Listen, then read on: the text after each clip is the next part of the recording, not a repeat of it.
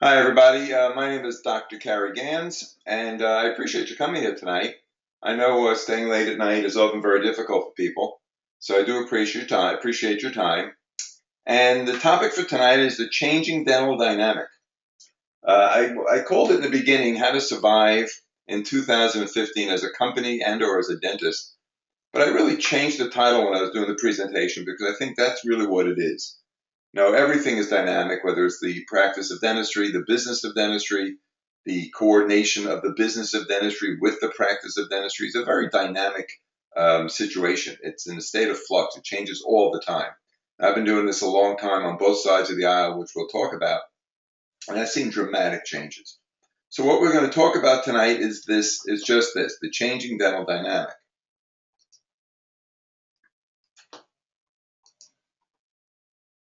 All right, first I need to apologize to you because I was originally going to do this in my office, and we got done a little bit early, and I decided to come home and do it.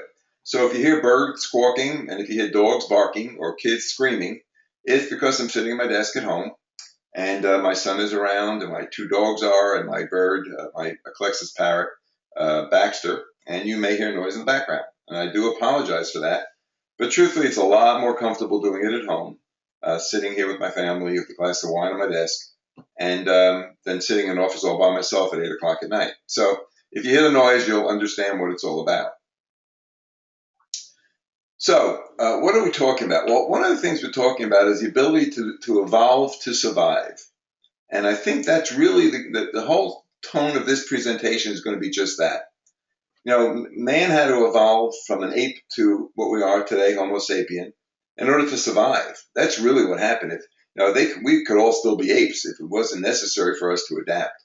So, in the dental profession, whether you're a business owner in the dental profession or you're a dentist, we need to adapt and then we need to evolve. We need to change. Stagnation is not an answer. Staying put in what you're doing is not an answer. So we need to understand that we need to change. Without action, nothing happens. So, like man, dentistry is going through an evolutionary process as well. And that's very true. If you look at what dentistry was, and I'll go over that in a second, where it was in the past, you'll get a good idea of what has really changed and how dramatically it is. Now, how do I know this? How do I know there's a dramatic change? How do I know what's going on? How do I know that there's a dynamic that is changing daily in dentistry?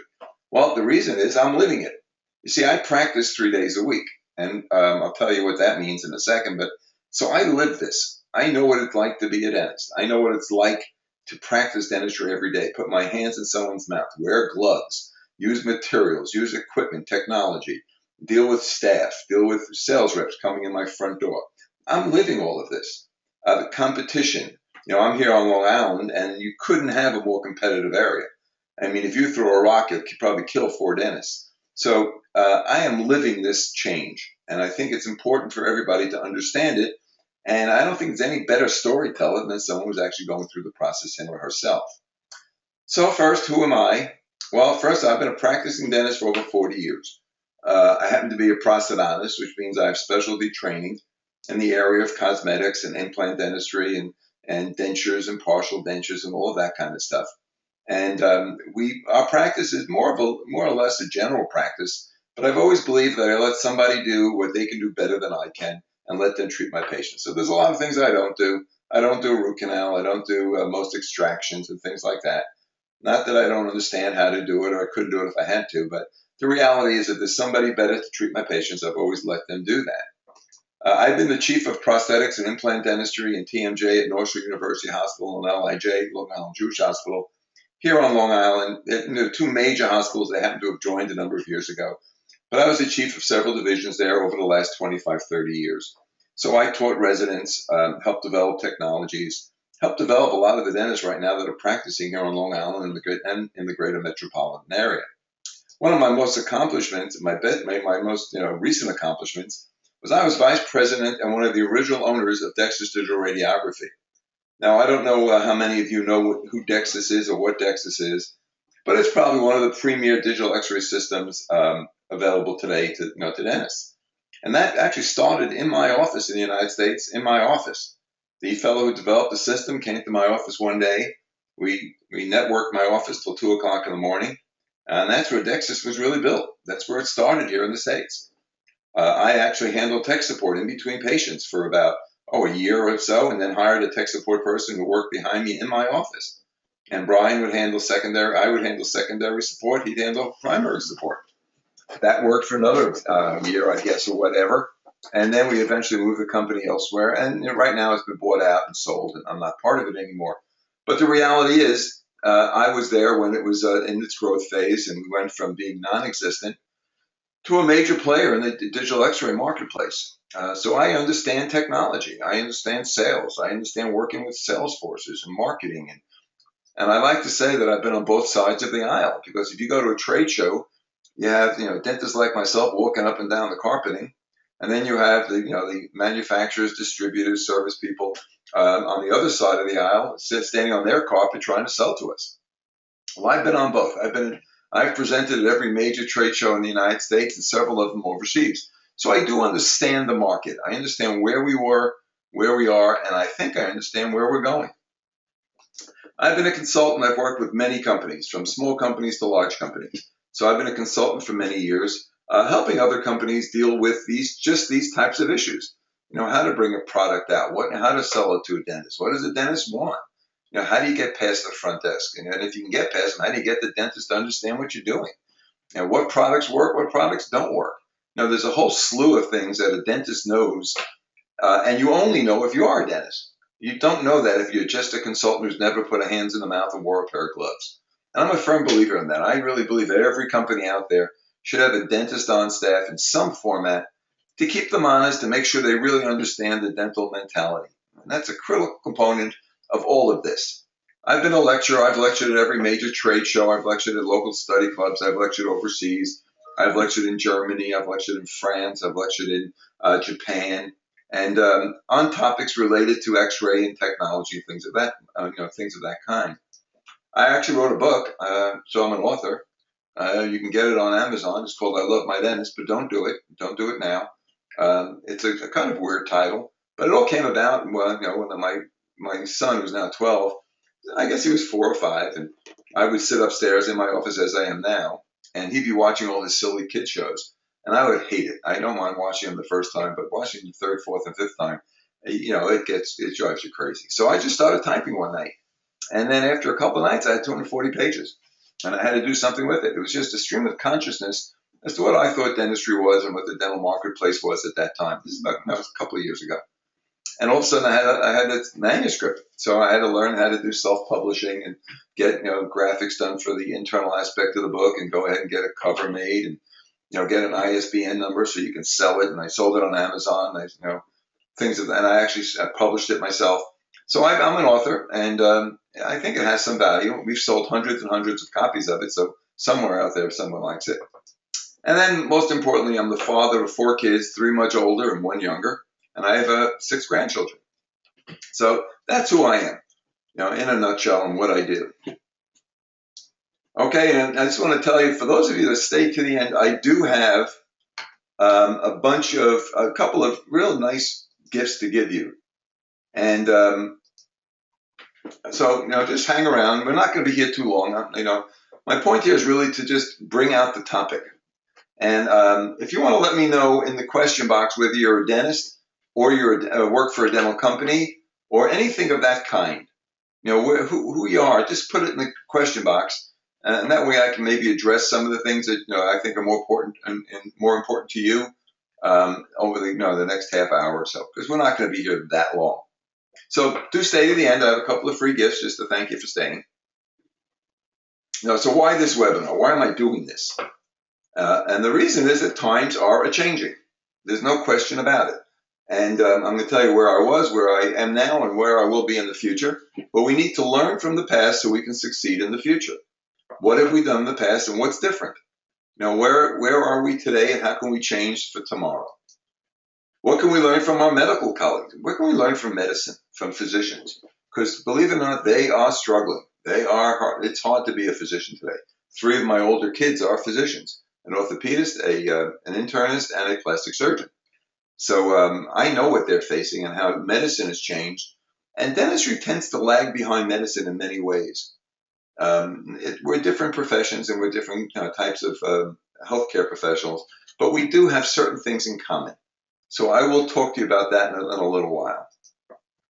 And why is this important for both dentists and any company working in the dental marketplace? Why is the next half hour or so, whatever it takes, I've never timed this, I put this together and didn't time it. So it could be a half hour, it could be longer, I really don't know. But what is it? Why is this important? And I hope I make it important. Because regardless of what you take away from this today, tonight, whatever, depending where you are, because we have people overseas, so this is actually Friday morning for many of you. I want you to take away some important information, just some thought processes that you can take back to your dental practice and or to your business. A bit of dental history. I began my dental practice in 1970. Yes, in 1970. Most of you on this call don't remember 1970, but yeah, I started there and we were pulling teeth with string. Not true, but I thought that was a great picture. So I began my dental practice 45 years ago.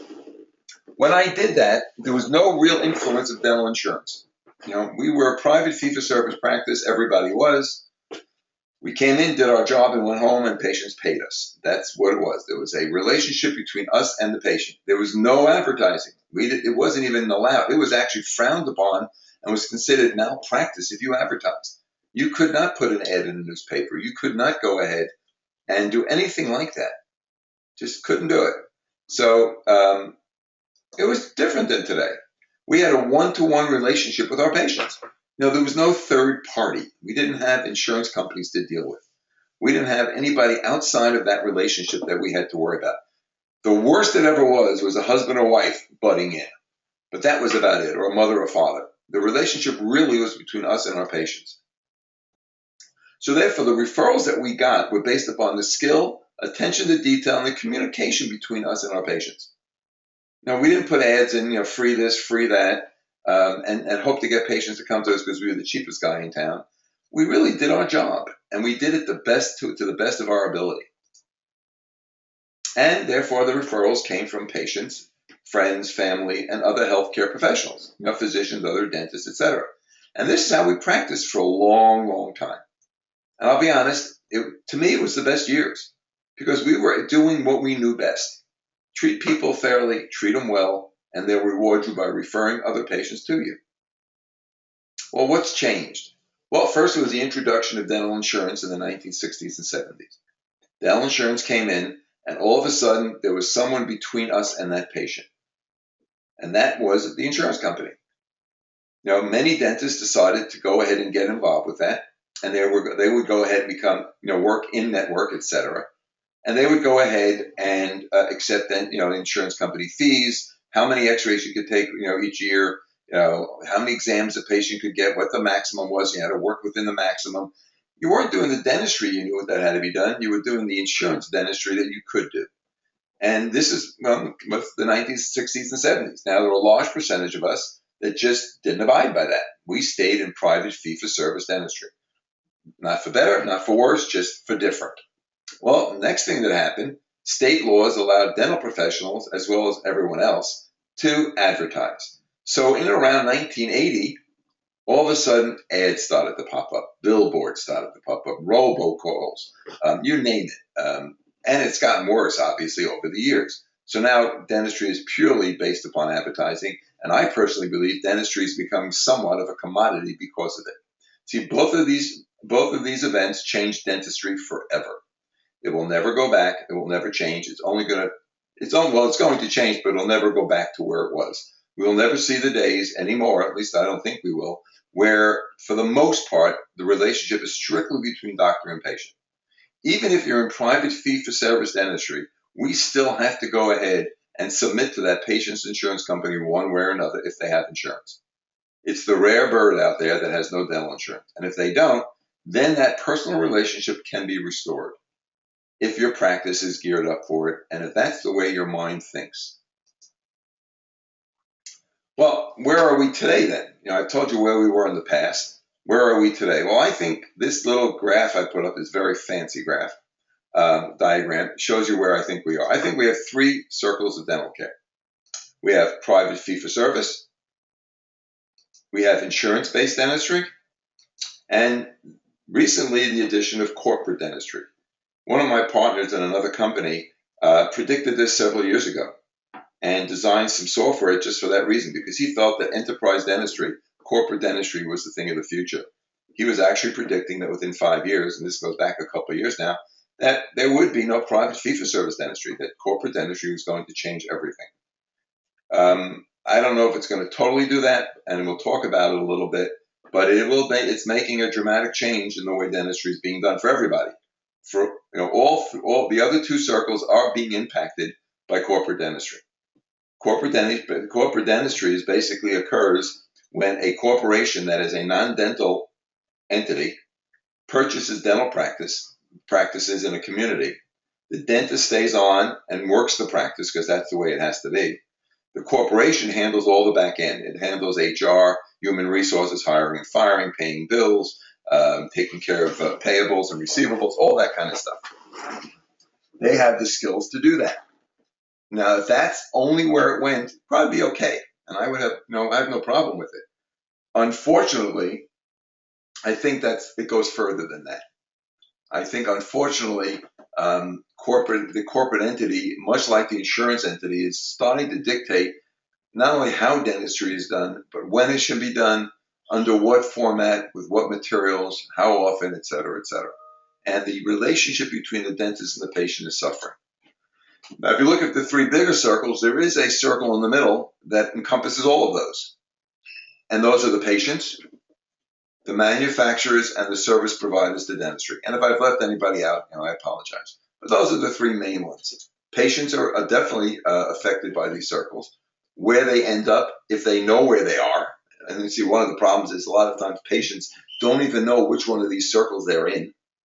They think dentistry is dentistry, a crown is a crown. We know, and those of us in the profession, that that's not true. But unfortunately, patients don't know that. They think that if they get it for free, that's all, that it's as good as anything else.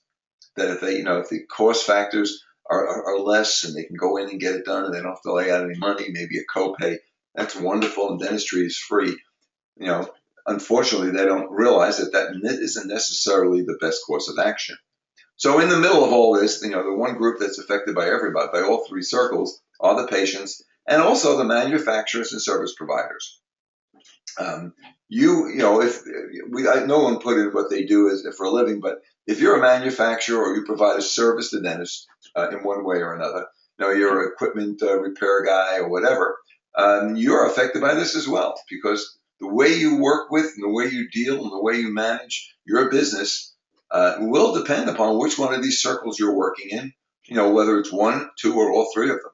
So we'll talk about that, but just think about that a little bit. Let that percolate, because the reality is that all three of these circles are different. They're not the same.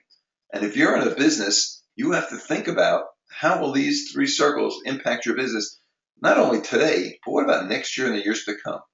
Where will these circles interact with you? And can you work in all of them? Can you work in only one? Do you want to work in all? Can your business survive that? Can you segment your business? As much like a dentist, I find it impossible to be a private fee-for-service dentist and be in network for insurance companies. Because how do I have two patients sitting in my reception room, one paying me my full fee for a crown, whatever that may be, and another patient paying me 50% of that, whether they're paying it or it's coming through the insurance company? How do I treat both patients the same when the remuneration to me is so totally different? And whether I do that consciously or subconsciously, who suffers? It's not going to be me, it's going to be the patient. So I don't know how you work in all three spheres without consciously understanding it and devoting yourself individually to all three circles. And we'll talk about that. So anyway, this is really where we are today. In my mind, this is the way I see it. I had a long conversation the other day with a dentist who just established a very large private fee-for-service practice. Very, very smart guy. And we were talking about where all of this is going. And some of the information I have for you tonight is based on that conversation. Well, what problems will dentistry face if this forecast is true? So, if I'm right, and there are going to be three circles of influence, if I'm right, for the most part, that you really got to pick and choose where you're going to work, whether you're a dentist and or you're a business in the dental marketplace, What problems will you face? Well, graduating dentists will have to discuss and figure out what type of practice should they develop. You see, you can't practice the same way in private fee-for-service as you will in corporate dentistry, as an example. The corporate dental office is dictated to a great degree by the office, by the corporation. They want certain production per day. They want certain treatment plans followed. There's a certain amount of it's dictated. They're a business, and justifiably so. If they're going to buy a practice and invest in it, they deserve to get a return on their investment. So it's not truly in the hands of the dentist. That relationship is relinquished to a degree to the corporation. Now, the same thing I said before, can a graduating dentist be in 2 or 3 circles at once? Can they go ahead and practice? Now, they can do it in 2 different places, which I know dentists that do that. They increase their income from their private fee-for-service practice by working 1 to 2 days a week in a insurance-based practice. Different story. But if you have your own practice, and can you practice both or 3 types of dentistry in one office? I would suggest to you that you can't do it. And then you have to figure out, depending on which circle you're in, how do you survive and prosper? Because the competition between those 3 circles is fierce. I mean, it is fierce. I will give you an idea of how you can do it in a minute, but the reality is that if you're in private fee-for-service or insurance-based dentistry, you better watch out, because corporate dentistry is on its way, and the competition between those 3 circles is going to be incredible. And who will win, I guess time will tell. But I'm going to give you an idea how I think we can manage this in time. Now, with an existing or mature practice, someone who's been practiced for many years, do they continue in whatever circle they are currently in? So if you're in private fee-for-service, do you stay there? Or do you change based upon the dynamic that is currently changing today? So you have to make that decision. Do you try to adapt your practice to a new model? Do you go ahead now and change? And if you do, how do you do it? How do you take a practice? I can tell you that we tried. We tried going from private fee-for-service to network insurance. We couldn't do it. It just didn't work. I think for a bunch of reasons. I mean, I just couldn't practice that way. I'm not making it good or bad. I'm just saying I personally couldn't do it. I couldn't be told how much I could charge. I couldn't be told, what I could do and what I could treat and what kind of restoration I could place. And then you wait, you earn 50 cents on the dollar, and then you have to wait for your money. It just wasn't what I wanted to do. Can you do that? Do they want to adapt? And then if you're going to adapt, which model do you choose? Do you sell your practice to a corporate entity? Do you go into network insurance in network, or do you stay in private fee-for-service? And it may bounce back and forth. You may be in an insurance practice, get tired of it, and say, I just can't do this anymore. I'm going to go private fee-for-service. Or you're in private fee-for-service. You can't compete with the local dentists who are doing in-network insurance, and you switch to an insurance-based practice. Either way, you got to make a decision. And it's a very tough decision. A lot of this, by the way, does relate to where you are in the country. Yeah, that is a huge difference. On Long Island, I don't know, I'm not giving a guess here, but I heard somewhere there were 4,000 dentists on Long Island. Some crazy number, maybe includes Brooklyn. Well, the population doesn't warrant that. So competition here is enormous. Now, if you're in a small town in South Dakota, well, maybe it's different. Maybe there, the impact of corporate dentistry will be less for the time being. The influence of insurance may be less for the time being. People may still go to the local dentist because maybe he's the only dentist within 20 miles. So there are differences. But at the end of the day, I think the dynamic that I'm presenting to you tonight will hold, regardless of where you are over time. The private fee-for-service dental practice. Well, what are the benefits? Quality control. There's no question in my mind. And it doesn't mean because you charge more that your quality is better. That just is not true. I do believe, however, if your fees are cut substantially, it's much more difficult to provide quality care. One example is there's a huge difference between laboratory.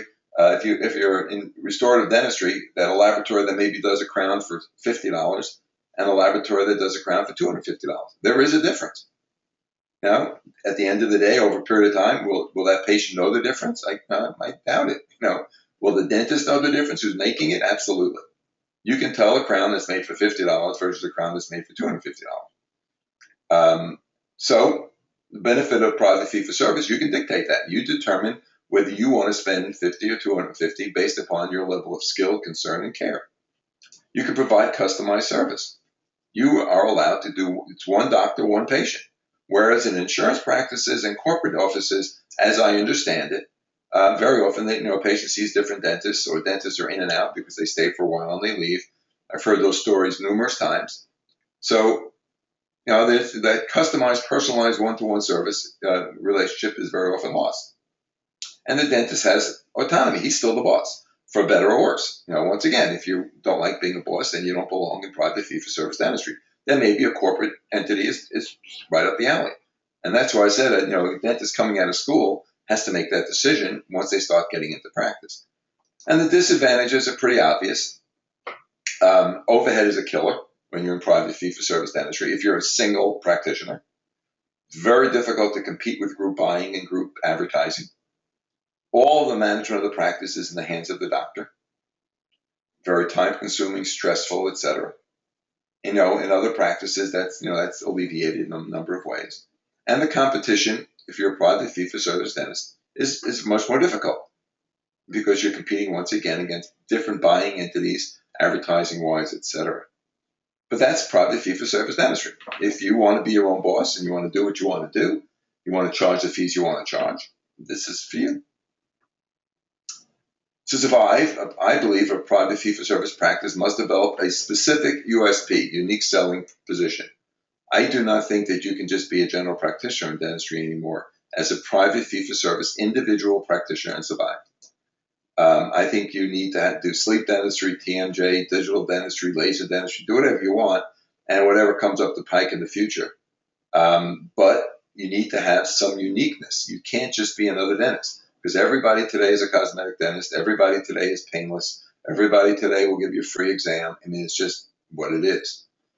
Even then, that unique selling position, it could be short term, because as technology gets cheaper, easier to use, easier to learn, all of a sudden everybody's doing it. You see that today with digital dentistry. You see it today with sleep dentistry. I mean, every day there's another course for treating sleep apnea. So companies that are doing this have to think about that as well.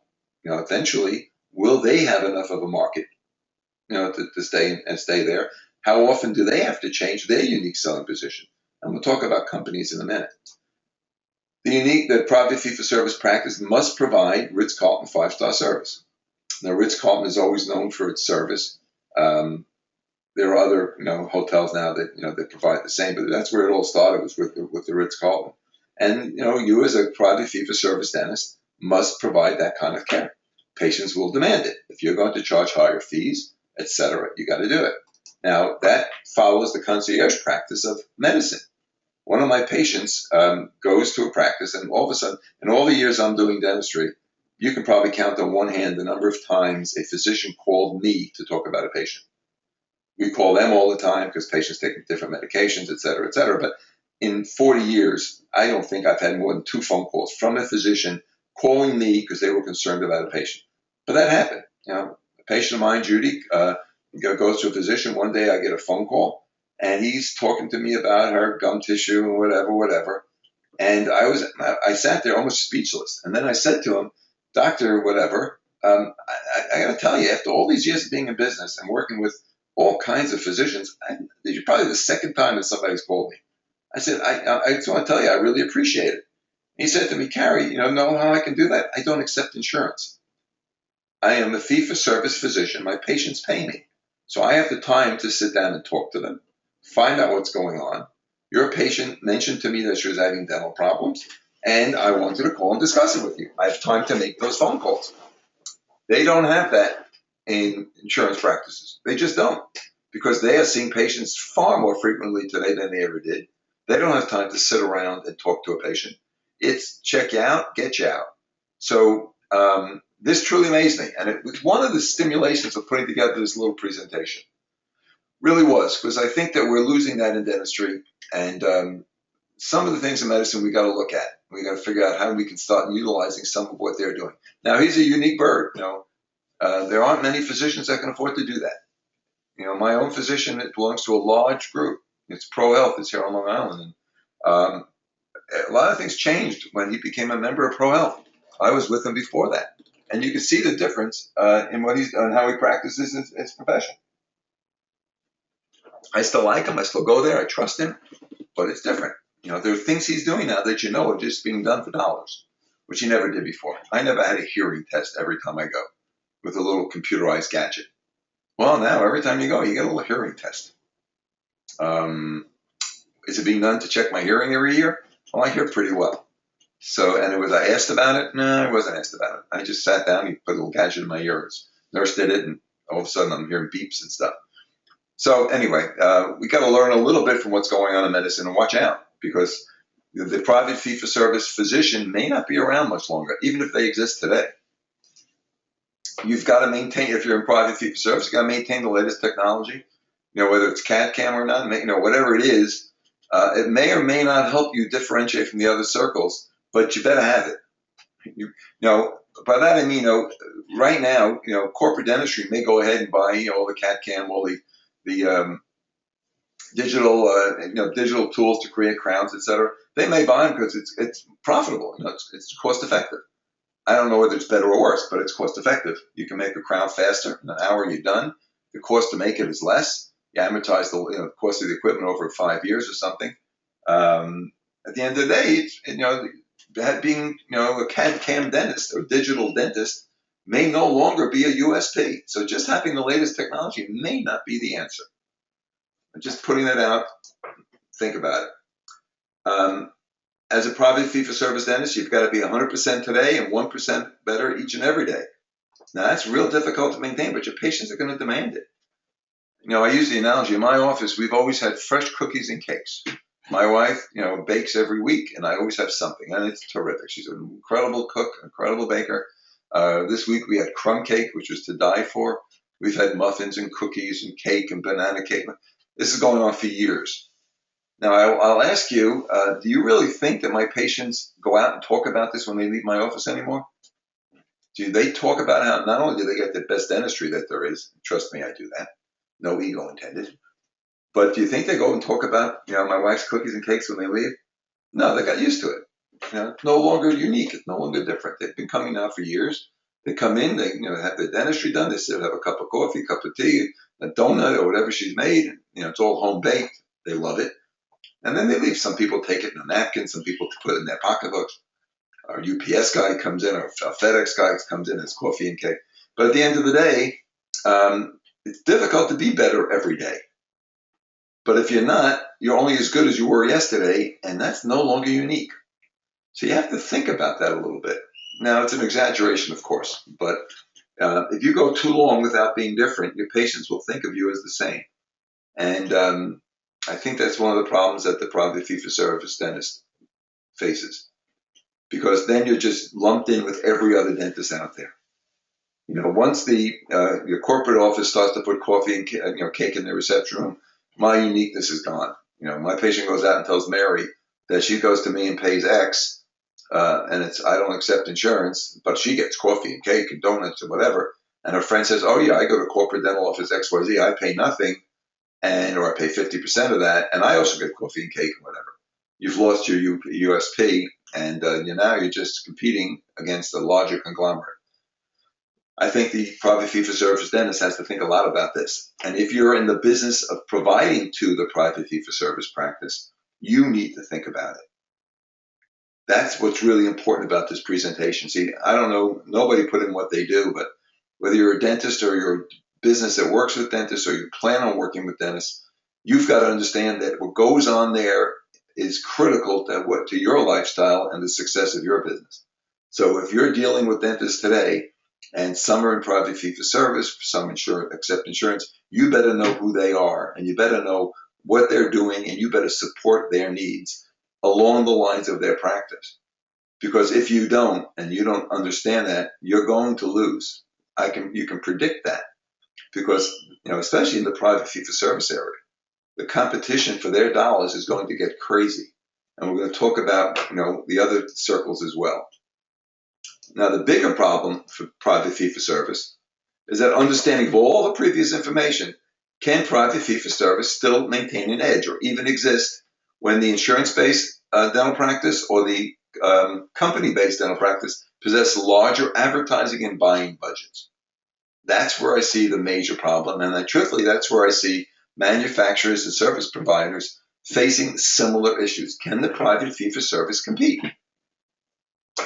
Well, I think the only way they can compete is if they form in groups. I don't think over the coming years that a single practicing private fee-for-service dentist is going to be able to compete. They just don't have the buying power. They can't advertise, they can't buy as cheap, they can't produce as cheap, and if you can't, patients don't know one crown from another. So you've got to be able to produce, and you've got to be able to compete in that marketplace. So I think the answer is not necessarily joining a corporate office unless you want to give up all your autonomy. And the idea is not necessarily going ahead and accepting insurance. The answer is joining multiple private fee-for-service practices into one large group, so you now have greater buying power. You now can use greater advertising dollars. You have the ability to afford the latest technologies by sharing the expense. One dentist buying a $140,000 CAD/CAM machine is a lot different than 4 dentists buying that same $140,000 machine. Not only from the cost standpoint, but utilization. The one dentist may utilize it, 30% of the time. 4 dentists now will use it 100% of the time. So the ability to afford it is only going to develop itself in a group type practice.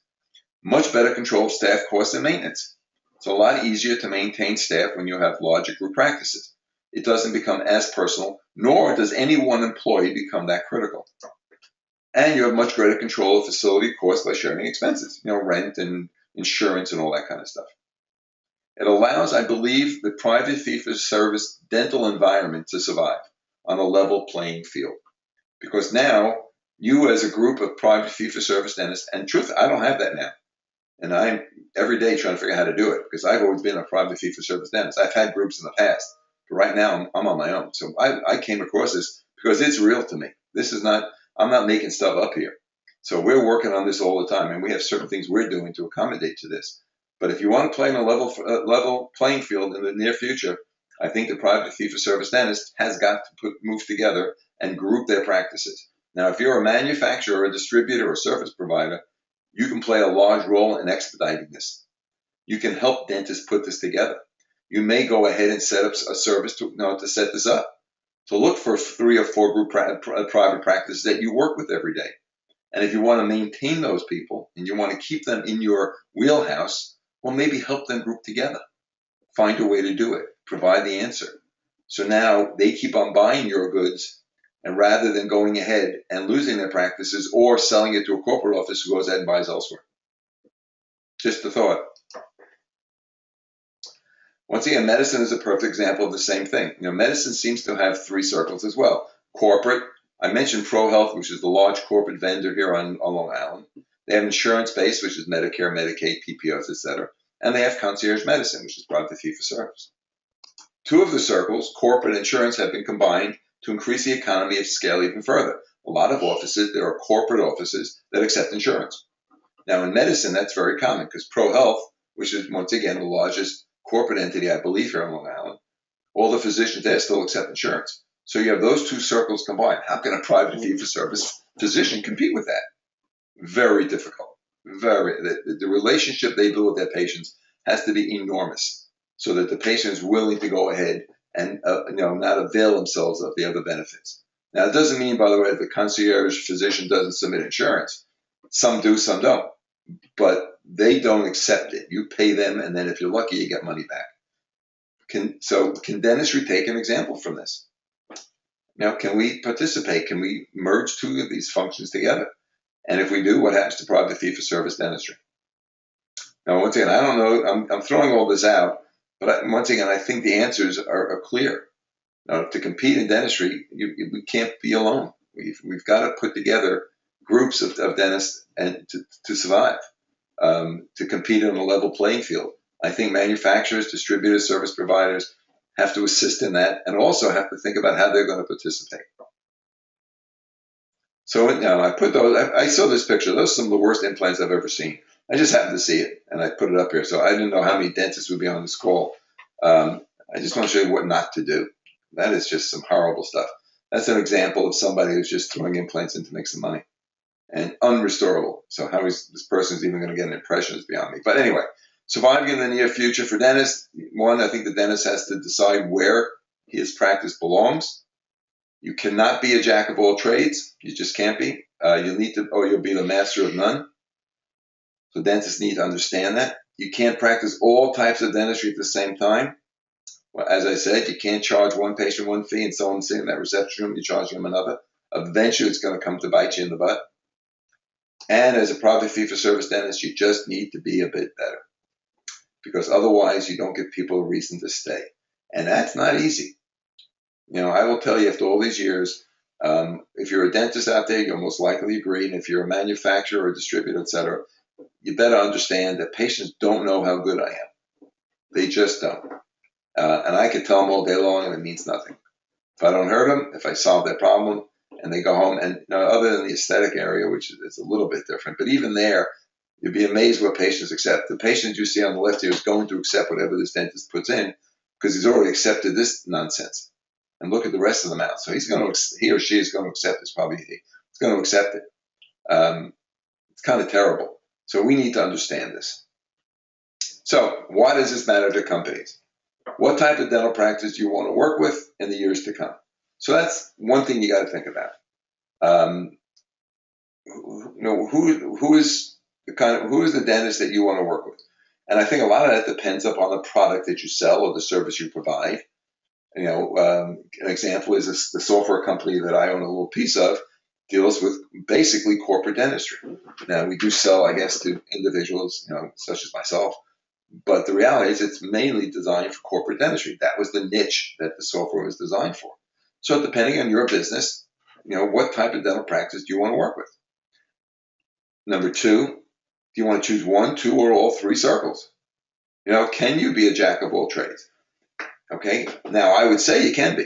See, I think you can do that as a business, but I think you need to develop different strategies, different methodologies for each type of practice. You can't treat each practice the same. Perfect example, you're not going to get the same price point from a corporate entity type practice as you're going to get from a private fee-for-service. Because the corporate entity has the buying power. They're going to go beat everybody down as much as they can to get the best price. That's what their job is. It's not bad or good. It's just what they're supposed to do. That's how they make their living. And as a corporate entity, they're not dealing with the patient. They're dealing with the dental practice, and their job is to get the most bang for their buck. They've invested, now they want to get their money back. So justifiably so for their investors or whatever, they're going to buy as low as they can. So if you're going to work in all three sectors, you have to understand all three circles, and you've got to maybe develop different theories and different practices to work with all three. Not easy to do, and I don't know if it's cost effective for your business. You've got to look at that. Can you set up three separate methodologies? Can you have three different staffs, as an example, who deal with it? Can you have a special customer service just for private fee-for-service? And if you don't, can that customer service really deal with the corporate type practice and the private fee in the same way? Maybe yes, maybe no. I think it's a matter of training. But you have to think about it. And I also think you need to develop and think about niche products for niche markets.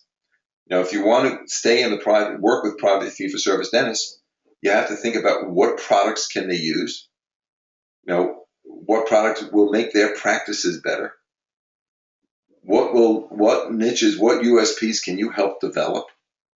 Look at the Waterlays, and look at I was a consultant for a laser company for a number of years before lasers really took off. I was a consultant for an implant company in the very beginning. Now they're a major company when they were very small, and they had to develop products for the market. They had to think about what the market needed and what the market wanted. That was when there was one market. Well, today we have three markets. So when you develop products, you have to think about developing them for the three markets. Because the same product that you develop for private fee-for-service, let's assume it's the best composite ever made. I mean, it is just so wonderful that, God, you want to take it home and show it to your kids. That may mean that product is costly. You can't make that for X. You got to make it for 2X. Well, the corporate entity may not want to pay 2X. They'll be okay with the lesser. Or the insurance practice may not need that orgasmic composite. They may only need something less. Well, you as a manufacturer of composites have to think about that. And if you are only making it for the private fee-for-service dentist, is there enough of a market there for you to do it? And can you get your money out of it? And what price point do you put on it so you get your money out of it? All of this needs to be thought of now, I think, differently than ever before. I don't know. I'm not getting any questions, but if you agree or disagree, feel free to put that up there. I tend to talk a little bit too much. We're into about 47 minutes, and I guess we have a couple more minutes left, and then I'll take questions or whatever. And there will be a replay if you want it. So you need to develop products for the niche markets. Tough part about that is, can you do this all the time? How many niche products can you develop? I think that's one of the challenges of being a manufacturer, a distributor, et cetera, or even a service provider. If you're a guy who fixes equipment in a dental office, I can tell you from my own history that the corporate office will only let their practices go to certain service equipment repair people. The dentist can't call Joe that he's worked with for 20 years. Corporate will call who they want. Why? Because they have some financial contract with a certain company that they've chosen, and economy of scale keeps the price down. All right. So if you're going to develop niche products, you got to think, is it sustainable? Can you do it? Can you keep on coming up with these great products? Companies do it. Companies, one of the fun times I've had when I was consulting with a laser company was flying out to Bothell, Washington at the time. Besides going and watching Bill Gates' home go up and seeing the first Starbucks and being asked to invest in it and not doing it because I didn't believe people could actually spend $4 for a cup of coffee. But that's a whole nother story. We would go out there and we'd fly out and we'd sit in a room, half a dozen of us, and they would have a secretary on a big white board, and we would just throw out ideas, what we thought the lasers could be used for, design of hand pieces, design of components, whatever. And we spent a full day. We didn't leave the room. Lunch was brought in, and we just sat there and let our brains go. And there were dentists of all different types and from different locations. And a great day. And we came up with all kinds of crazy ideas, some of which they used, some of which they didn't. But is it sustainable? Can you keep on coming up with new stuff? And I think you can, but it's something you have to dedicate yourself to if you want to stay, I think, in dentistry in general, but more specifically working with private fee-for-service dentists. They're going to demand new and better because they have to be new and better. Insurance practice, I don't think cares for the most part. They just want to get in and get out. And the corporate environment, I'm going to believe, it has to get a bang for the buck if they're going to go and invest in new stuff. They're not going to do it if they don't see some kind of financial return. And I don't know, the better composite as an example is going to be an example of that. So once again, how many products can be created, keep this momentum going? And I think that's a challenge. But I think it's a challenge worth doing, and I think it's a good challenge for the profession. As a profession, we need to do this. So why does this matter to companies? Well, first you have to manage group pricing for both insurance practices and corporate. They're going to, there's no such thing as individual pricing anymore. You're going to have to deal with insurance companies and corporate demanding different price points. And it may be the same, may be different. Corporate may come in if you want to work with them. They may demand much lower prices. So you have to be prepared to be held hostage in one way or another, which means lowering your pricing, which means lower margins. Now, the same thing will happen, by the way, for group practices in private fee-for-service, but nowhere near as demanding. I think the corporate entity, they're business people, and they're going to demand the lowest pricing they can possibly get. And I guarantee you they will get it because they're going to control a big part of the market. So group buying, one way or another, is going to cause a drop to the bottom pricing strategy. And I think the only way to avoid that is in the private fee-for-service market, where at least the dentist is looking to be the best he or she can be, and not just looking to get in and get out. Once again, private fee-for-service dentists will look for and work with companies that fit their niche and USP. So if a dentist wants to do sleep apnea, he's going to look for companies that provide products that that work in the sleep apnea market. If you want to deal with dentists, you better come up with those products. And it could be headache and TMJ pain. There's a company called Trudenta that we work with that provides products for the management of chronic pain. That's their niche, and they have dentists across the country that are basically tied to them. That's their unique selling position. So if you want to deal with that, you've got to come up with the price, the products, and the pricing.